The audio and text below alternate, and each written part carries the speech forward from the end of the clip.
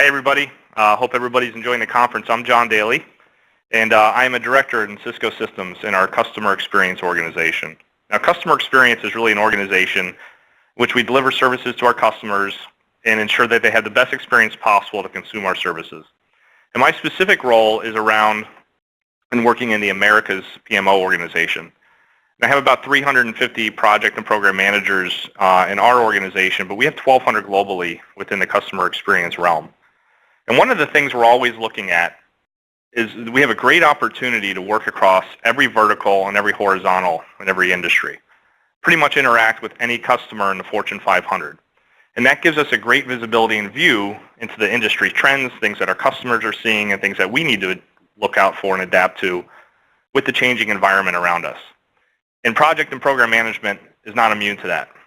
And what I'm going to talk to you about today are some of the things that we're looking at for our own organization of what are those future capabilities and skill sets that you're going to need to be a successful project manager and program manager in the future. And as I said, this applies to every vertical and every industry around the globe. So what you're going to learn about today is we're going to first talk about a couple of things around the catalyst for change. It's really important to understand, you can be sitting here saying, well, I've been a PM for 10 years, 20 years, whatever it is. I know what the future is. I know what a project manager does. It's important to understand what the disruption is in the industry and what the disruption is to the profession so we can ensure that we can adapt and improve ourselves for the future. I'm also going to talk a little bit around how the world around us is changing in relation to project and program management and what skill sets and capabilities you're going to need for the future. And then finally, at the end, I'm going to deep dive in a couple areas that I think it's really important and critical to truly understand when we talk about certain capabilities and skill sets, what are we talking about? What do you need to think about as a project and program manager? So unless you've been asleep for the past several years, you know that there's a lot of change upon us, and there's a lot happening around us. It could be called many things: digitization, Industry 4.0, artificial intelligence, automation, AI. Regardless of what you call it, there's a large wave of change that's consuming every vertical and industry around us, and pretty much everything that we do in our personal lives and our professional lives. So when we look at the impacts to this, it's important to look at our history. So there's been several industrial revolutions. There's been 3 in the past. And the first was really around mechanization. Now it's important to think about before this first industrial revolution, we lived in an era where there were guilds and blacksmiths and artisans. Folks that worked in certain professions that when the first industrial revolution came, those jobs were gone forever. And many jobs, a large part of their job, was gone forever and replaced by machines and other mechanics. And we've seen the same in every industrial revolution. Of course, you remember the third around computerization. And if you had the right skill sets in the digital era when computerization came around, you were certainly well equipped to be successful for the future. Well, now we're entering what's called the fourth industrial revolution, or Industry 4.0. And this is really around the artificial intelligence, machine learning era, where we're seeing things automate and seeing things change at an accelerated pace that we have never seen before. Now, what does this mean to project management? So this catalyst is a change in a number of areas. Number one, we're seeing automation and AI replace a lot of the PM tasks that a human and project manager traditionally had to execute on their own. So we're starting to see this happen, but when we look in the future, we're going to see this really be pervasive in the project management field. The administrative and repeatable tasks will certainly be replaced by machines and computers in the near future. And when you think about AI, we're just on the cusp. In fact, if you look at AI right now, 4%, there's a study done and 4% of the surveyed CIOs are actually starting artificial intelligence initiatives. However, in the next 3 years, they're looking at 85% will at least be in pilot phase. So when you look at this, you can see that there's going to be a large push across a lot of different roles and capabilities, but certainly project management in this space. The second thing is that project management tasks, to some extent, will be consumed by other project members. So there was a study done a while back, or an article written by Gartner called the Project Manager of 2020, in which it said pretty much there's going to be a PM everywhere model, which the tasks of a project manager will really be consumed by engineers and others on the team. And while we haven't seen that occur, we are seeing some tasks actually move to other members of the team that are non-project manager traditionally. The other thing you have to think about is work is also moving offshore. So very likely this is occurring in your organization today. And what's happened with digitization and all this new technology is it's allowed for immersive collaboration and other technological advancements where emerging markets overseas can now execute and take jobs that historically was not possible. So what's happening is project management is an example. A lot of project management roles and responsibilities are moving offshore. And offshore doesn't just mean on the other side of the world. It could be in Mexico, but as well as India or China or Poland or other major center areas. So we're seeing a lot of the project management work move offshore. And the third major impact of digitization, of course, is that our customer demands are changing. And why are their demands changing? Because their customer demands are changing. We live in a hyper-accelerated world, and the customers are demanding more and more and more, and our customers, of course, are going to demand more and more and more in alignment to that. So the customer needs are going to change and are changing at an accelerated rate. Now, when we think about customers, though, there's one important catalyst from the second catalyst perspective to think about, and that's that customer experience imperative. So Cisco recently created this customer experience organization, which is a huge organization with tens of thousands of employees. And the reason is because what you see here. By 2020, the number one differentiator for a product or service will not be the price or the quality. It'll be the experience that the customer has with that product or service. That's important to absorb and understand. It won't be about how much a product costs or how well it's built, but about the experience that the customer has with that product. And that is something new. Take, for example, yourself. Let's say you wanted to buy a product and you go to any retail website, Target, Walmart.com, whatever it is, and let's say the website loads slowly, or you can't search effectively and find your product, or when you're checking out you get an error, or the shipping time is too slow. If you experience a hiccup in any step in your overall process of the tens of steps you have to go through to order a product, what are you going to do? Are you going to call tech support? Are you going to open a chat with them? Very unlikely, right? You're going to open your Amazon app or another app, one click, and it'll be at your house in 2 days, even if it costs more money. So we're already seeing this happen today where the customer experience imperative is saying, you better give me a good experience or your competitors will, and I'll even pay more money and go to them. And the scary thing with this is the tolerance for failure is really not there, because once you lose a customer, you lose a customer. And as project and program managers, we're going to talk more about this.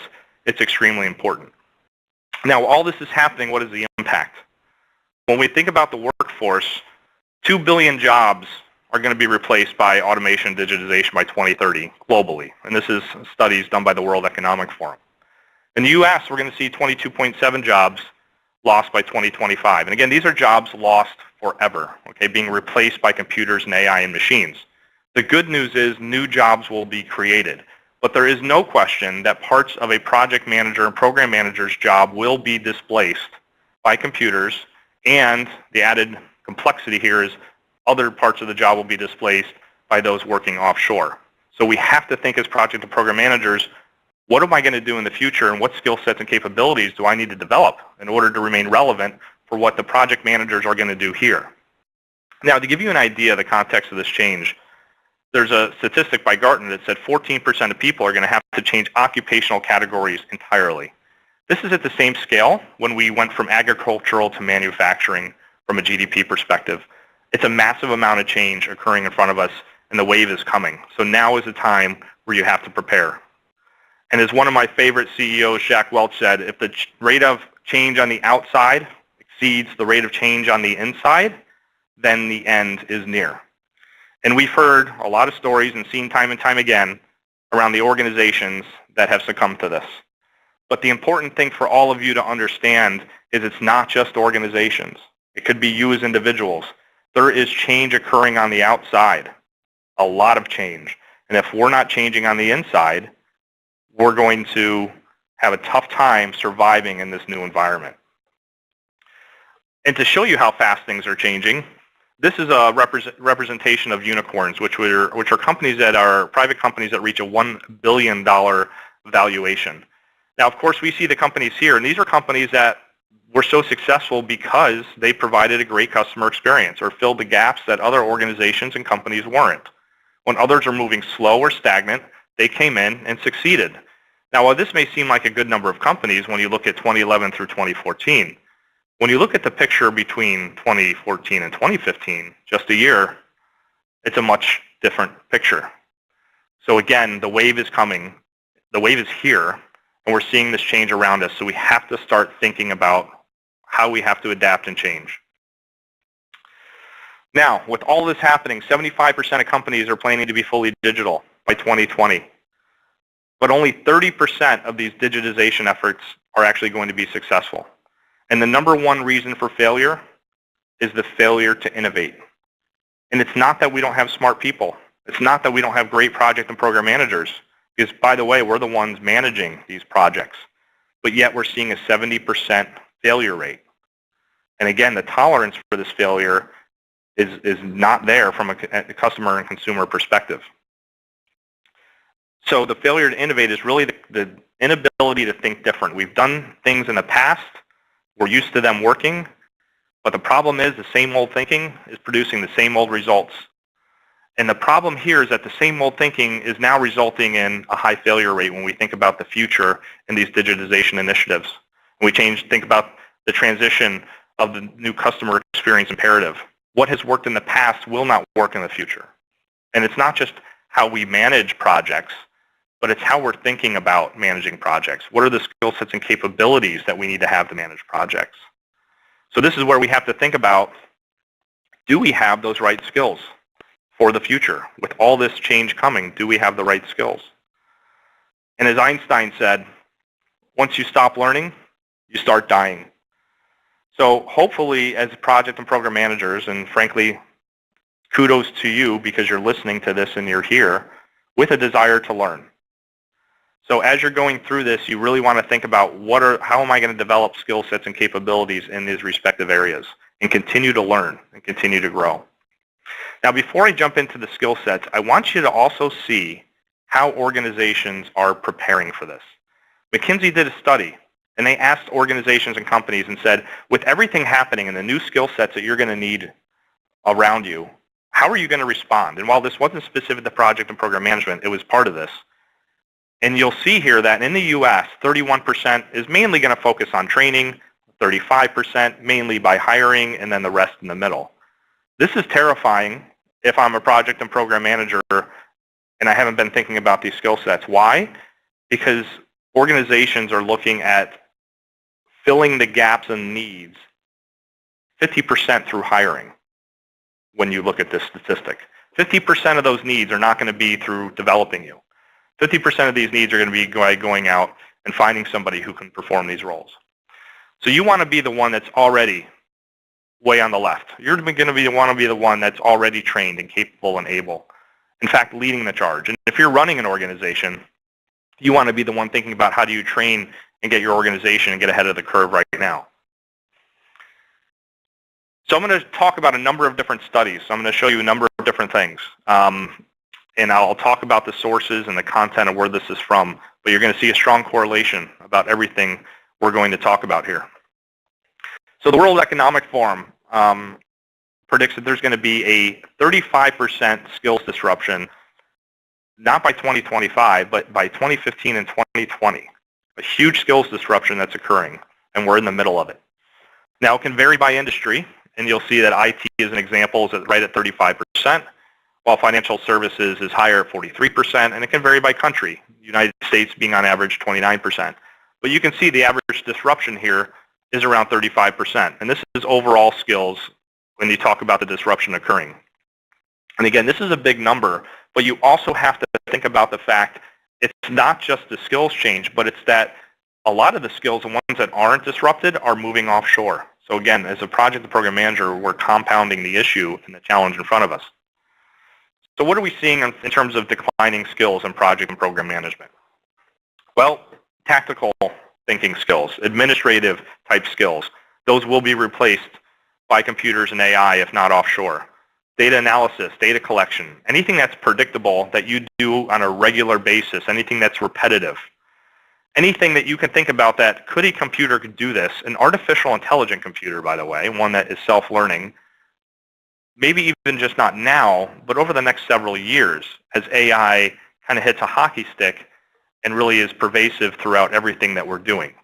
And when you start thinking about a lot of the tasks that project managers do, any of the, what I refer to as a task, let's say, most of that can be replaced by a machine. And a lot of it, certainly, the parts that maybe you were going to argue that can't be replaced, can be moved offshore for someone else to do it. So we need to think about, okay, what are those skills that we need to start thinking about? So in this same study, when we think about a skills transition by 2020, the World Economic Forum lists these top 10 here. And I'm not going to go through the whole list, but I will go through the top 3. And by the way, if you happen to be at the PMI Global Conference event in LA, I'm going to be talking a lot more about this and a lot more about customer experience in the Project Manager 2025. So if you're interested and you're there, come check it out. But when you look at the top 3, you might look at this and say, well, John, number 1, complex problem solving. We solve complex problems today. This isn't something new. And what this means is it's not about creating a design, a network design, or some sort of business process, and the thing that you do time after time after time. No, what I'm talking about here are complex problem solving, like creating an autonomous traffic management system, problems that we've never had to solve before, and thinking about things in a new way. And critical thinking around making sure you have diverse thought and ideas around how to analyze a problem, how to think outside of a box when there truly is no box. And creativity, of course, of thinking about things in a radically new and different way, previous to maybe what has existed, and truly being innovative around your thinking. Now, these are really the top 3, and I'm going to show you some other studies that correlate to some of this as well. And the one thing when you look at this, of course, you're looking at this saying, well, yeah, but how do I go to a course and just become creative or learn how to solve problems? And that's the paradigm that we're in. And that's why you have to start thinking about this now, because a lot of these skills that we're talking about aren't skills that you go to a class for. It's not about getting a certification or reading a book. It's around developing the skill sets and capabilities through an approach I'll talk about later to truly build this, and which takes time and a lot of arduous investment on your side to become truly capable and develop the skill sets in these areas. So I want you to do me a favor. Think about the resource that the PMO resource, project or program manager, that is a rock star. And they can be someone you work with today or in the past or in a different organization, doesn't matter. But think about that person that everyone just went after. They always wanted that person on their project or program, or you want to emulate. They're just awesome. Now, what I want you to do is think about the 1 or 2 things and capabilities and skill sets of why they're so sought after. Think about the 1 or 2 things. What skill sets do they have that make them so great? While you're thinking about that, I want you to also absorb this. PMI and the Anderson Group did a study and showed that 83% of organizations are reporting difficulty in finding a qualified project manager. And by the way, I fall into the same category of really getting a hard time finding qualified PMs. This is a very difficult thing. And the scary thing is this study was done years ago, not today in this accelerated environment where we're seeing rapid change in the requirements. So you would look at this and say, well, I don't get it. We have 1 million certified PMPs in the world. How could it be so hard? Well, then I'd ask the audience if we were live, and I'd say, well, tell me the capabilities and skill sets that you were thinking about. And you may be thinking about such things as leadership, communications capabilities, stakeholder management, negotiation, able to navigate different cultural environments, influence. What you probably, that none of you are thinking in your head right now is, well, that person was a great Microsoft project scheduler, or they were really good. They really maintained a good risk register. They were just exceptional. Everyone wanted them, because those aren't the things that make somebody an excellent project and program manager. Now, the reality here that we live in is that others get it. PMI understands it. They've evolved and said, look, really talent is around a triangle. Technical project management is important, and I will also agree that, yes, understanding a common framework and methodology of how to execute a project is important. I am not going to say it's not, but having these other capabilities is way more critical. Think about it. If you have a great leader, someone great at business management, has these great soft skills, how long would it take you to teach them how to be a great PM? Or if you have somebody that doesn't have any of those soft skills but has a PMP, how long would it take you to make them a great PM? And you'll see that, of course, someone with those soft skills can be a lot more effective, a lot quicker, be a lot more successful than somebody in the inverse. So PMI understands it's around leadership and strategic and business management. When you look at Stanford Advanced Project Management Program, which is no longer exists, but Duke Strategy X currently exists, and it's very similar, they look at understanding the customer's business, understanding their strategy and portfolio, and tying in the culture and the strategy and the structure of the organization, looking at the people, process, and tools.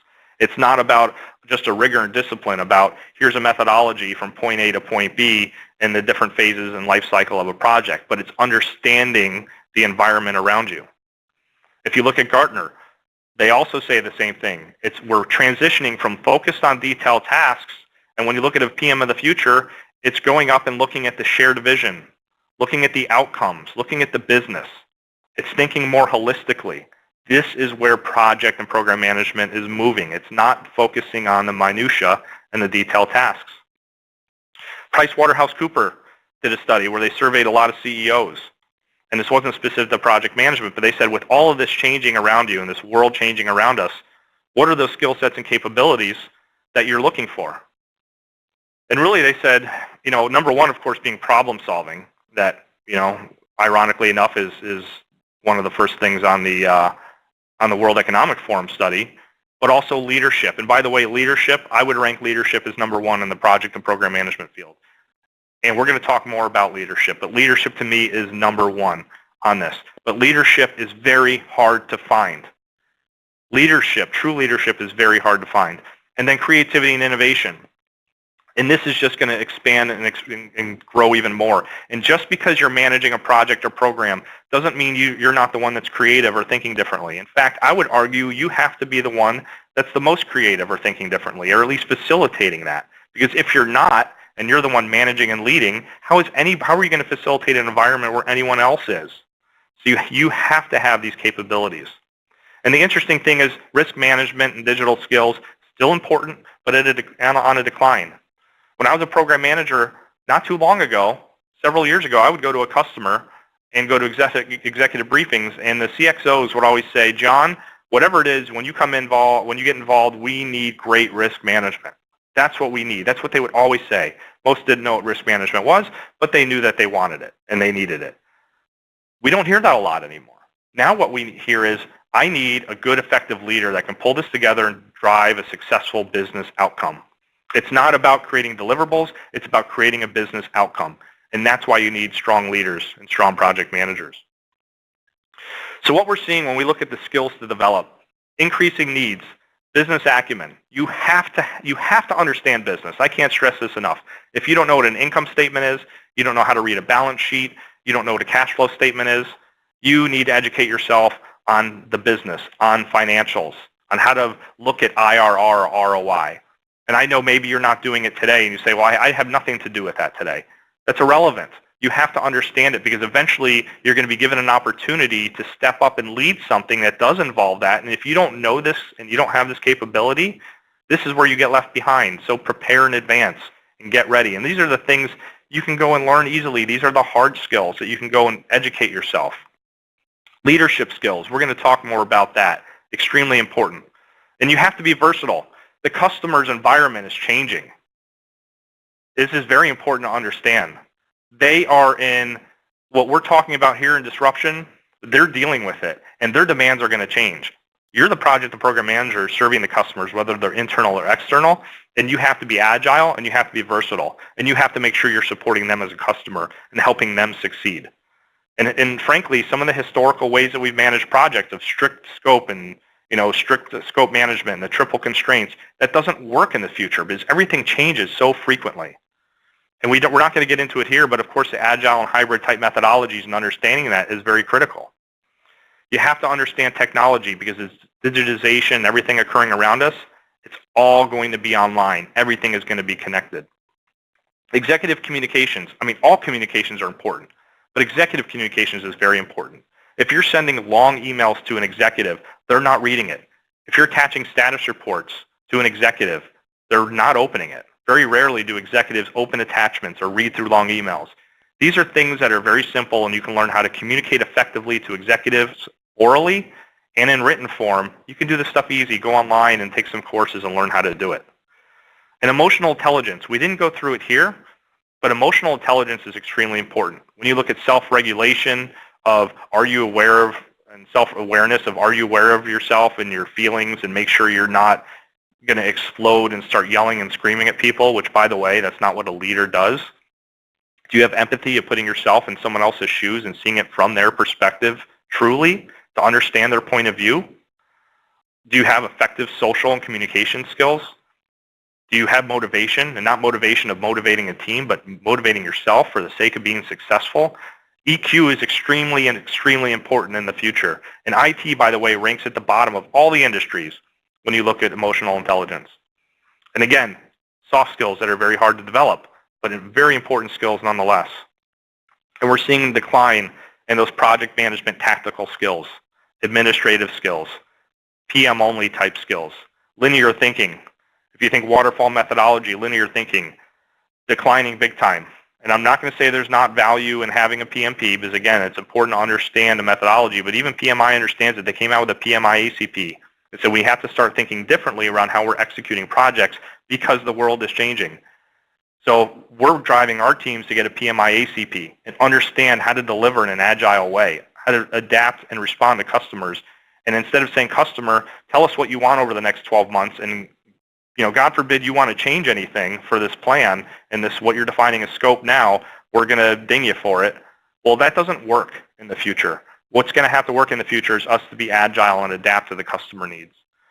So you want to start thinking about that as well when you're going through the different skill sets. But again, a certification only won't get you alone. So just leaving here and saying, well, I'm going to get my PMI ACP, which I truly believe is the most valuable agile certification out there. I'm not just saying that because I'm in a PMI event. I truly believe it. That's not enough, though. You have to have these other skills that are associated with it. So, how can you grow with all of this stuff we're talking about? What can you do? Well, there's a 3 E's approach, right? One is, the number one way to do this is through experience. Getting out there and doing it. Look for these opportunities. If you're not a great communicator, tell your boss or your leader, say, I want to present on a team call. I want to present on a large forum. Whatever it is, start small, get bigger. Get out there and talk in Toastmasters. Look at an event like this. Submit yourself to talk at PMI. I know it may feel terrifying, but it's unbelievable the amount of growth and experience that you'll get in doing something like this. And get the exposure. Look at others. Find a mentor. Talk to them. And of course, the education piece. Education is extremely important, but again, most of the learning that you're going to get, if you go and take a course, that's great, but you're truly going to learn when you get the experience and exposure. And by the way, the best thing to do is teach others. When I got my PGMP, I created 12 hours of training to help others in my organization. I learned more creating training and training others than I did actually getting the certification. So if you go and grab something and learn something, be an expert on it and help others grow as well. That's great leadership. So I do want to take a little bit of a deep dive and look at what I call the leadership conundrum.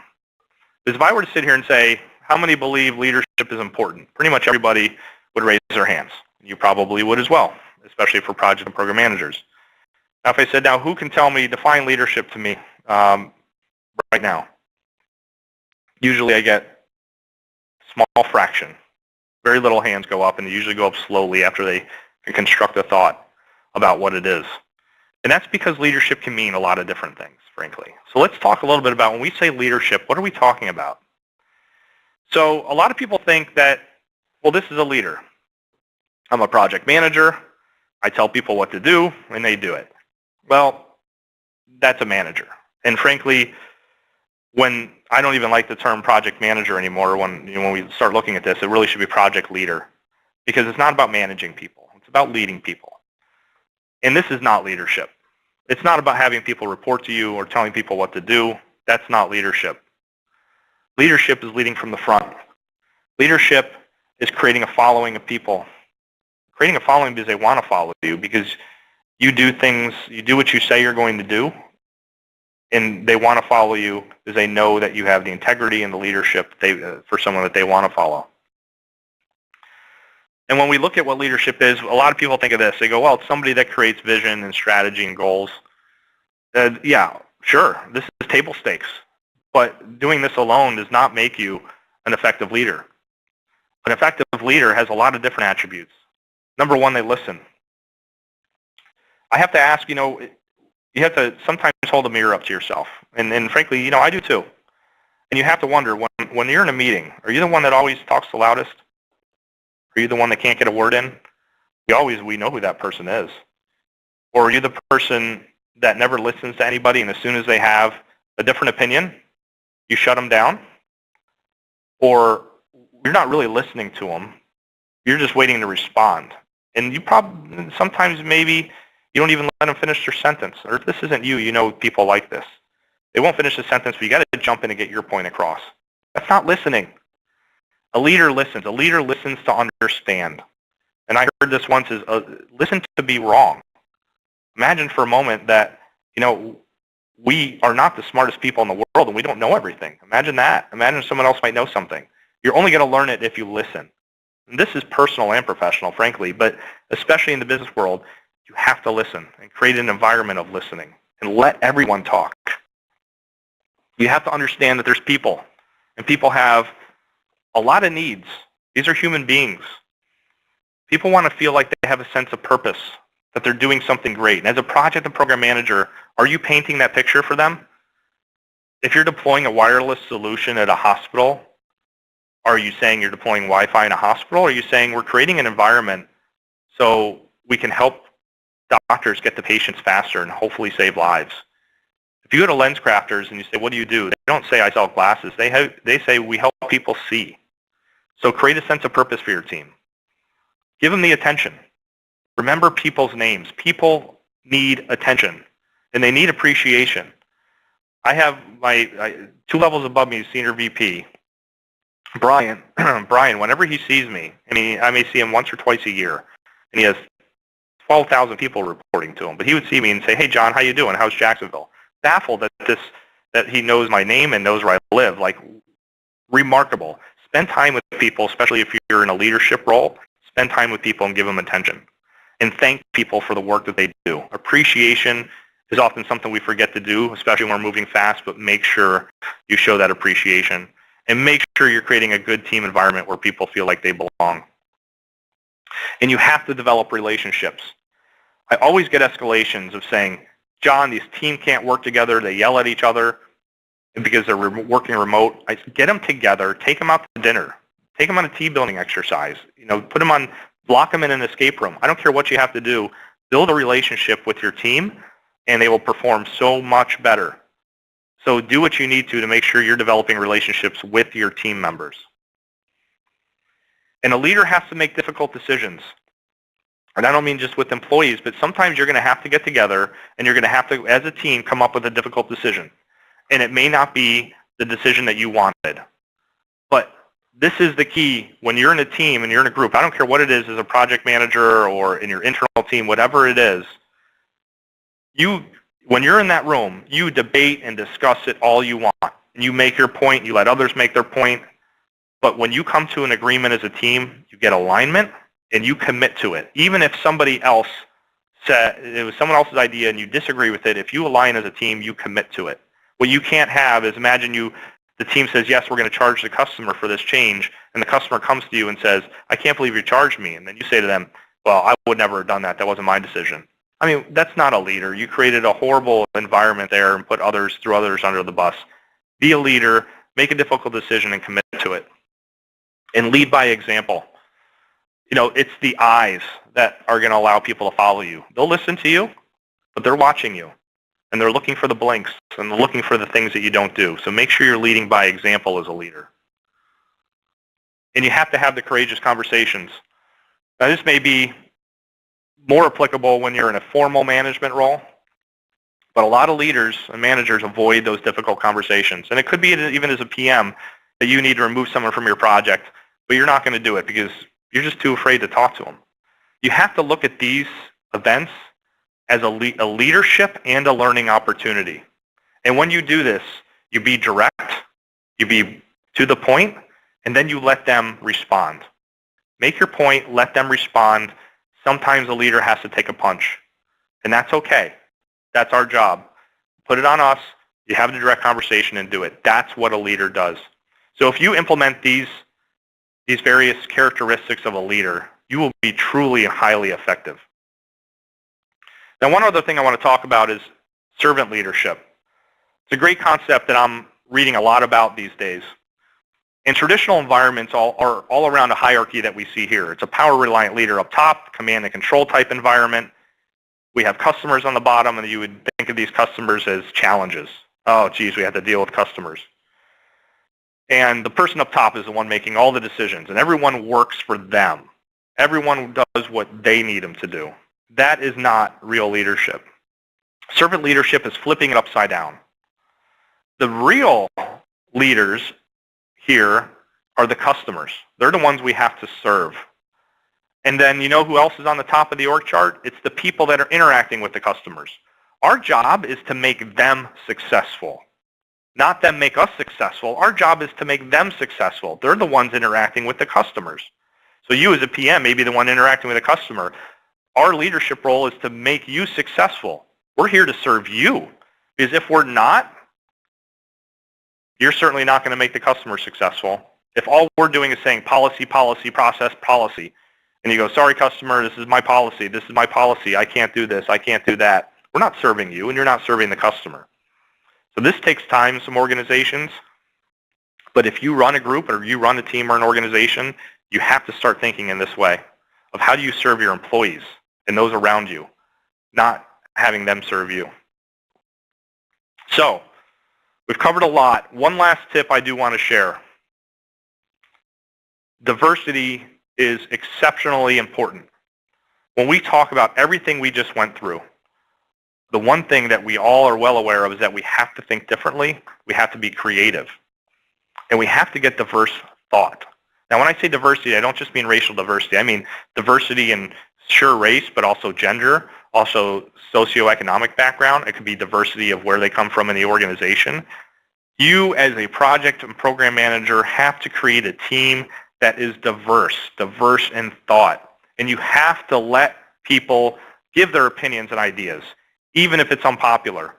If you have a team and you create a diverse team and you create an environment where everyone can use their voice, which is what my leader currently says, use your voice. If you create that type of environment, you will be so wildly successful. By the way, your career will accelerate as well. If you truly create this inclusive environment, you have to focus on this. And by the way, the results are astounding. There's so much research based on this of how important diversity is and that it has such a great impact. For organizations that have diversity, they generate higher cash flow per employee, 2.3 times that higher than organizations that don't. And if you create a heterogeneous team, you will outperform those that are homogeneous by 35%. You will have a much higher performing team. Credit Suisse did a study and looked at organizations and saw that when they formed a gender diverse board, they had a 25% improvement on their return on equity. And then over on the right, those two metrics, again, attribute to that innovative thinking and creativity.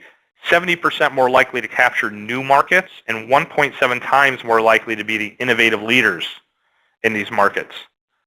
Again, if you want to be innovative, you want to think differently, you want to have a high-performing team, if you want to be more successful, create a diverse team and create an inclusive culture within that team. So in summary, there's a lot happening around us. There's a lot of changes and a lot of catalysts for that. Namely, two of them of the digitization and the fourth industrial revolution, as well as this customer experience imperative. And this is leading to a lot of things. Number one, the workplace is changing. There's jobs that are going to be replaced by computers and parts of the project and program managers' jobs. And a lot of our jobs and capabilities are moving offshore. So we have to think about what we have to develop to remain that effective leader, that project or program leader in our organization to truly be successful. And you have to take action. It is so easy, whether it's this session or another session. I've been in your shoes where it's like, wow, okay, I got to do something. You get motivated, excited, your brain starts moving. And then Monday happens, and you just forget it all, and you just keep doing what you're doing. If you do that, you've wasted your time. Put a plan together on what you're going to do. Write it down, not in your head, write it down, and then hold yourself accountable to that plan of what you're going to do to be successful. Again, whether it's this session or another one, you should do that when you go to events like this. And be the change agent for your organization. Bring this back and help your organization grow. Help your organization learn. And you got to remember, personally and in your organization, this doesn't happen overnight. This is a journey. Don't give up on it. It's hard. You're not going to go to a training and say, gee, I came out a great leader. This stuff is hard, and it takes that experience and exposure. But if you work at it, and you read, and you become well-versed in this, and you practice it, you will be so much more successful professionally, and frankly, personally, it'll help you as well. So this is how you become the rock star. This is how you become the person that everyone looks at and says, that's the person I'm thinking about in my head. How do you make it you that they're thinking about? Well, I already covered develop an action plan. 2, market yourself. When you learn this stuff, bring it back. If you're sitting in this conference, take notes, put together a slide deck, and help others grow in your organization. Present about it. It's unbelievable how many people don't do this. You go to an event like this, and you don't bring it back in your organization and help others grow. And some people are afraid, well, I don't want to help others grow. I'm competitive. I got to make sure that I excel faster than others. That is not how a leader thinks. A leader helps those around you grow, those below you grow, and those above you grow. Don't worry. Trust me. You'll be okay. If you are helping others grow and you're getting out there and helping others learn, even the ones that you may feel like you're competing with, you will far exceed all of them, and you will excel in your career. And you have to read. Every day I read the Wall Street Journal. I read the Harvard Business Review. They have mailers you can subscribe to. It sends you management tips. Read articles from Gartner, Accenture, others. And people say, well, John, how do you find the time to do that? My response is, how do I not? This is the future. And if you want to be ready for it, you want to think about the right things, you have to prepare yourself. So part of your action plan should be this. Every day, read one article. It doesn't take long. You can read an article in 10 minutes, but it's amazing what you'll learn. And I already covered grow those around you. You have to do that. And take every opportunity to demonstrate effective leadership. The difficult conversations, the ability to grow others, creating that diverse team, whatever that is, use every opportunity to demonstrate leadership. And then one of the other things you have to think about, and we're doing it here, is rethink the role of the PM. What we've done in the past is not what we need to be doing in the future. Rethink what your project and program manager should be doing in your organization. When you look at what's coming, how do you want to leverage this talent? And remember that culture eats strategy for lunch. No matter what you implement, if you don't develop the right culture to support it, it'll be rejected and it won't succeed. So you have to think about developing the right culture in your organization. And build your listening infrastructure. You have to let others speak. You have to create an environment of inclusion. You have to truly listen and listen to understand, not listen to interrupt, not listen to respond, but listen to truly understand. And if you're in a debate and you don't agree, listen though, and repeat it back to them. Say, I understand you think this, but here's why I disagree. And have a very professional and effective debate. And build diverse teams. If you want innovative thought, creative ideas, creative teams, you have to build diversity in your team. And then finally, always focus on your customers. Remember, at the end of the day, it's all about your customers and giving them their best experience possible and making sure they can achieve their business outcomes. Remember, as a project manager, it's not about creating a document, creating a deliverable. That's not what success is. Success is delivering something for your customer to help them achieve their business outcomes. Meaningful outcome is the measure of success, not the document or technical solution. So if you implement all of these things, I am confident that not only will you be well equipped to be a great and exceptional project and program manager in the future, but more than likely you will excel in other leadership roles in the PMO space or otherwise, because you're going to be seen as somebody that is truly reacting and responding to the market demands and helping your customers succeed. Thanks, and I look forward to answering any questions anybody has.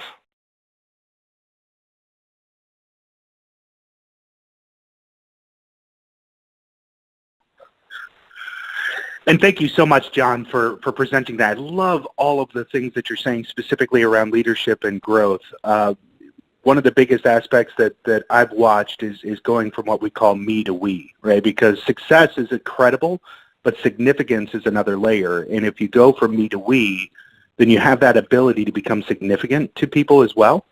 And once you taste that significance, success never tastes the same. So I appreciate everything that you brought to the table. We do have several questions.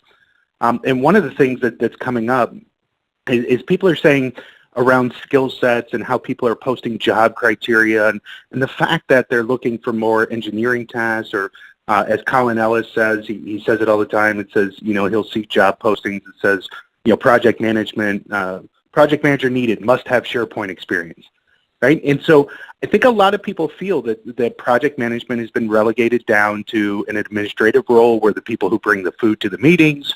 How do we really get organizations and companies to start viewing us as strategic thinkers and leaders?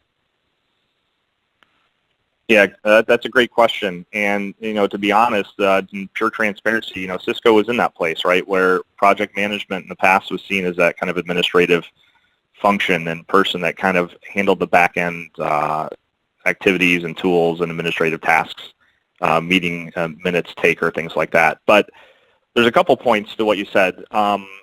You're going to look at resumes, and the reality is in the industry, yes, people still look for the certifications. And by the way, we do too, because it at least says that you have a baseline understanding of how to execute a project, and that's important, right? And that's why I said certifications are still important, because it shows credibility and knowledge in that space. But a couple points, and tools can come into that as well, right, of saying, hey, look, we want someone to understand SharePoint. But I can train somebody to learn a tool or send them to a PMP boot camp, and they can learn that methodology or learn that tool in a matter of weeks.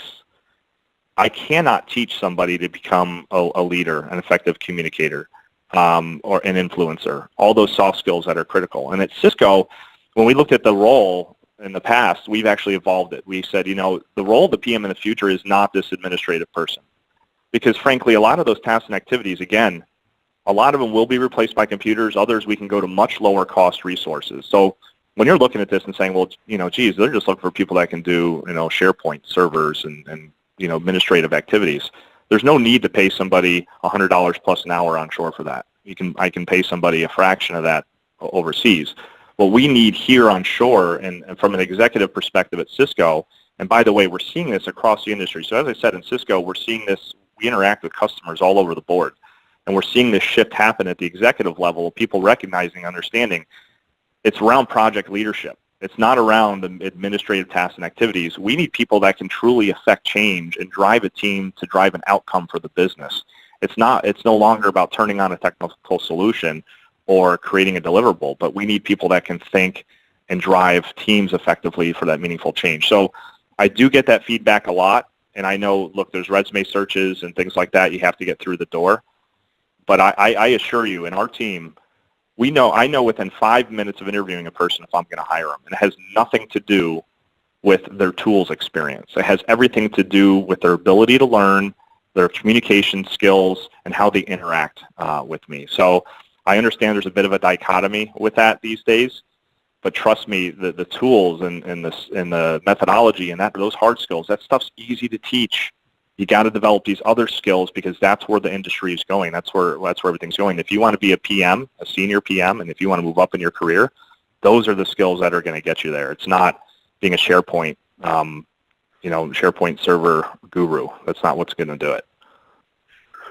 Well, and I appreciate hearing that from an executive perspective, right? I think a lot of times when we're saying this stuff, we're putting that on executives as if they don't know. So it's fantastic to hear from an executive and somebody who works with executives as much as you do that is the shift that's starting to go into the industry, that people are starting to recognize that. And speaking of the industry, one of the best slides I saw was around the unicorns, right? And one of the questions that came through said, why does the amount of unicorns mean that we have to change? There was some confusion as to, because there's unicorns, that's forcing change in the industry, but they weren't finding the correlation. Can you speak more on that for us? Yeah, sure. And I'll approach it two different ways. One is, when you look at it, one is representative of the fact of, disruption overall. When you look at a taxi cab company, they looked at digitization and said, we don't have to worry about anything like that. The hotel industry said the same thing. We're fine. We're a hotel industry. We don't have to worry about disruption. But then along came Uber and Lyft and Airbnb. And the point of this is a couple things. Number one, just because you feel that you're protected and immune, you're not. Disruption is coming, and if you don't have the right skill sets or the right service offerings, you'll be replaced by the people that do, or the organizations that do. The other point of it is that it's to illustrate that things are changing around us. The traditional way of doing business is not the same. And for companies that are failing to recognize and adapt to that, they're going out of business. Toys R Us, JCPenney, Sears, we can go on and on and on. And it's because of the way we have to think and execute as organizations are changing. And that means we, as managing projects, it's changing. And it's all around that customer experience imperative, how we're thinking about delivering outcomes and not just deliverables. And again, that's why those leadership attributes and those soft skills are so much more important. So there's really a dual intended meaning there. One, just because you think you're immune, a lot of companies thought that way, right? And again, there's a correlation between people and companies in that. And two, the industry is changing radically, and people or companies that don't adapt are disrupted. And so, speaking of disruption, you also mentioned around skill disruption. You showed a slide on that as well. Yep. And one of the questions that came in is, is there any insight as to why it was 29% in the U.S. versus, say, 48% in Italy? Is disruption just occurring different places, at different speeds, essentially? Yeah, so it could be two things. One, it could be the kind of the core jobs that are in respective countries. So, as an example, there's different types of jobs that exist today in the U.S. than exist in, let's say, in countries in Africa or in Italy, as an example. So the disruption impact will vary. But the speed is also another thing. Not only speed, but when you look at macroeconomics, the digitization impacts countries in different ways. So as digitization improves productivity, as an example, in the U.S., our GDP will increase. But what we're going to see over time is unemployment will also increase. And that's because you won't need as many people doing the work. Productivity is increasing, jobs are moving offshore, but in emerging markets and countries, you're going to see unemployment decrease, and you're going to see more jobs move there. So there's just a large mix of factors that go into that, and look at why countries are affected in different ways, and skills disruption, unemployment, GDP, all kind of correlate to that. And it just has to do with the speed, but also what countries are doing and how they're impacted. And so you had mentioned just previously around the fact that project managers need to grow and learn, and people need to look for leaders. Do you have any insight or any suggestions on maybe how to reflect that a little bit better in the job search or the resume search to help float some of those skills up to the top? We're getting a lot of questions around, I'm a CAPM, I'm going for a PM job, I don't have the PMP, how do I get through the door? Or other things that are saying like that organizations are failing to groom the new employees, and then job posting criteria, again, with the heavy degrees. So do you have any insight into how to get through that front door? Yeah, so I heard two questions. I'll answer both of them. One was a resume, and then the other is organizations failing to groom kind of younger employees. So I can tell you, number one, it's important for all organizations to bring in fresh talent And if your organization is one that does not have a formal program of how to train and develop employees overall, but especially the earlier in career, then you have two options. Number one, find a company that appreciates the employees and will invest in them. Because at Cisco, I can tell you that's a huge focus and highly important, and a lot of large companies are the same. Or two, if you're in a leadership role, or talk to your leaders around, look, we need to create a program to start increasing the capabilities and skill sets of our own people and upskill our resources, right? And once you start to do that, by the way, once you start upskilling your talent and your people, the business starts to recognize it, and they see, wow, okay, project managers are really so much more than this administrative person or these note takers, because they'll start to see you show up differently. And that's one of the things, frankly, we had to do at Cisco. It wasn't just about saying, hey, we're going to revise the PM role. We trained and upskilled our people. The business said, wow, okay, wait a minute, you have a whole skill set and capability that really can be impactful to the business, and it started a transformation. So a couple different options there, but a company should be invested in early career. And if you are early in career, I can tell you, a lot of companies are looking for people that are junior and early in career, but highlight your capabilities and skill sets around communication, social skills, any influence, leadership, organizational change, any of those types of kind of keywords that you can think about. But the one thing I'll say is when you go into the interview, I mean, obviously you got to get past the resume filter, which is sometimes difficult. But once you get into the interview, it's all about how you show up. It's all about how you present yourself. And in any good company, if you show up the right way and you're articulate, you can communicate well, and you have a good presence amongst you, you're going to get the job. And these people understand, especially at the leadership and executive levels, that the hard skills we can train you. It's the soft skills that are hard to get. And I want to bring something to light that you said in your presentation, and something that I believe in quite a bit as well. And John Maxwell, who is a great mentor, he has what he calls the rule of five, right? So every day you read, every day you write, every day you file, every day you do these things, and that strengthens the profile. You talked about how much you read. And I really want to make sure that the audience, it gets across to them that you don't wait for a company to develop you. You should be constantly developing you at all times. So I hear a lot of stuff, and I've seen some questions come through where people are like, well, my company doesn't invest in me in training. Well, A, the company may not be the best company for you, but B, you should be investing in yourself at all times. And they're doing that today by listening to you. But talk about your discipline to that and what you think that's brought to you. Yeah, it's a great point. You have to own your career. If you're sitting there waiting for your manager to tell you what you need to do or send you to training, you're doing it wrong. You have to own your career. You drive it. I've had managers tell me, John, you need to slow down. And I looked at them like they're crazy. Slow down. I'm not slowing down. I'm speeding up. So you have to own your career. I understand financially speaking, you may have to invest in yourself. And by the way, there's a lot of great programs. I won't plug any names, but there's a lot of great programs out there that really will give you a certificate that you can start to develop a formal recognition of your knowledge and experience. But it's a great point because you really have to drive it yourself. Don't depend on your leader or manager to tell you what you need to do. Go out there and own it and drive it. And that's why you're here. But make an action plan and turn it into something real. By the way, the certificates are important, again, around the soft skills and the business acumen and those business skills, because it strengthens that resume as well and puts that real tangible credibility behind it. And John, thank you so much for sharing your time and knowledge with us. It was a fantastic presentation. I know the members loved it. Really quickly, because I have a couple announcements, we got to get ready for the next session. Did you have any parting words? No. Thanks everybody for joining. I really hope you wild success in your careers. Whatever it is, please remember, make an action plan and just really put a focus on improving yourself and your skill sets, and I'm confident that you'll be much more well positioned than you are today. So thanks everybody for joining.